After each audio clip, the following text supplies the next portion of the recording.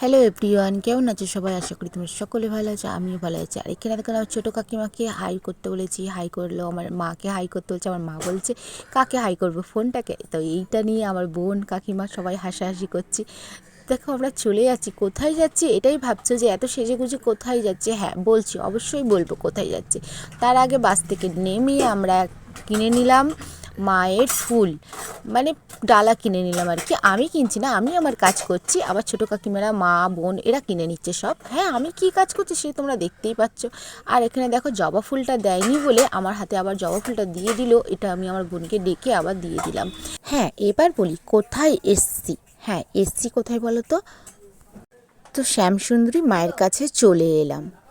শ্যামসুন্দরী মা নাকি খুব জাগ্রত, 5 বছর ছোট্ট বালিকা রূপে পূজিত হয় এই শ্যামসুন্দরী মা। এই শ্যামসুন্দরী মায়ের মহিমা অনেক নাকি ছড়িয়ে পড়েছে। তো আমি এই প্রথম এলাম, এর আগে আসিনি, আমি শুনেছি মায়ের কথা। তো ভাবলাম বাপরা বাড়ি এসছি, এখান থেকে আমি ঘুরেই যাই, শ্যামসুন্দরী মাকে দর্শন করেই যাই। আর বাসের মধ্যে এত ভিড় ছিল যে আমার চুলটা টেনে সবাই মিলে ছিঁড়ে দিয়েছে। গোপুসোনাকে নিয়ে আসেনি বলে গোপুসোনা এখানেও হাজির হয়ে গেছে আমার মায়ের কোলে। শোনা ওই শোনা কোথায় কি শোনা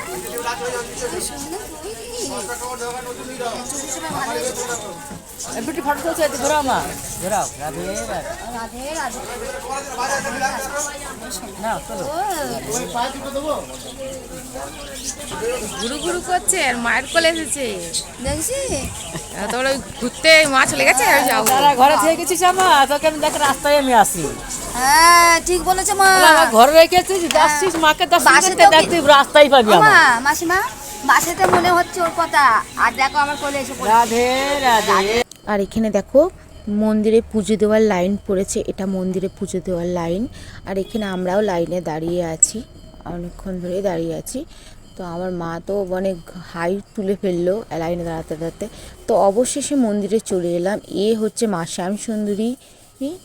তো দেখো মা শ্যামসুন্দরীকে দেখাচ্ছি, কত সুন্দর না মুখটা। আর এক্ষুনি পুজো আরম্ভ হবে, তাহলে পুজোটা তোমাদের শোনায়।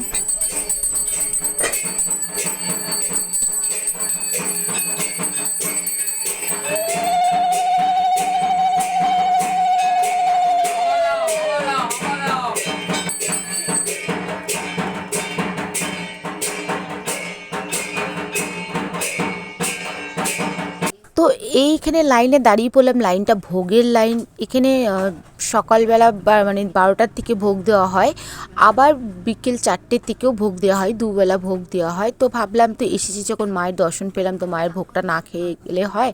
তো লাইন দেখো, এখানে পুজো দেওয়ার লাইন থেকে ভোগের লাইন, প্রচুর ভোগের লাইন এখানে দেখো।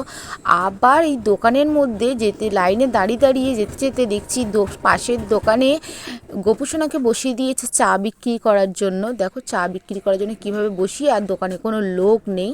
তো আমরা ভোগটা নিয়ে নিয়েছি, নিয়ে টিফিন কাঠি কিনে টিফিন কাঠির মধ্যে ভরে নিয়েছি, কারণ আমার বাবাকে একটু দেবো। এখানে ভোগ এক্সট্রা দেওয়া হয় না, নিজের ভাগেরটাই নিয়ে যেতে পারবে। তো আমরা খাইনি, নিয়ে নিয়েছি। তো ভিডিওটা কেমন লাগলো কমেন্টে জানাতে ভুলো না। টাটা।